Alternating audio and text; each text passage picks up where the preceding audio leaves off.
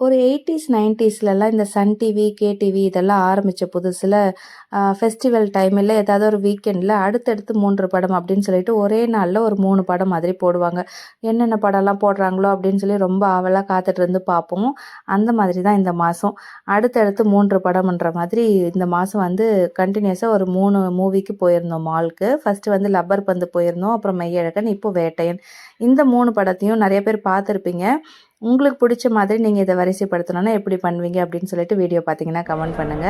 So நான் வந்து எனக்கு எப்படி பிடிச்சிருந்ததுன்னா, ஃபர்ஸ்ட்டு வந்து இந்த வயசுலயும் அவ்ளோ ஸ்டைலிஷா சூப்பரா நடிச்சிருந்தாரு. தலைவர் படம் வேட்டையன் தான் ஃபர்ஸ்ட்டு. அடுத்தது ரொம்ப எஃபோர்ட் போட்டு நல்லா வந்து எடுத்திருந்தாங்க படத்த. லப்பர் பந்து இது வந்து நம்பர் 2. தேர்ட் வந்து மெய்யழகன். மெய்யழகன் படம் வந்து நல்லா இருந்தது. ஆனா ஒரு 4 டூ 5 சீன் தான். அந்த 2 பாட்டுலயே வந்து பாதி படம் முடிஞ்சிடுச்சு.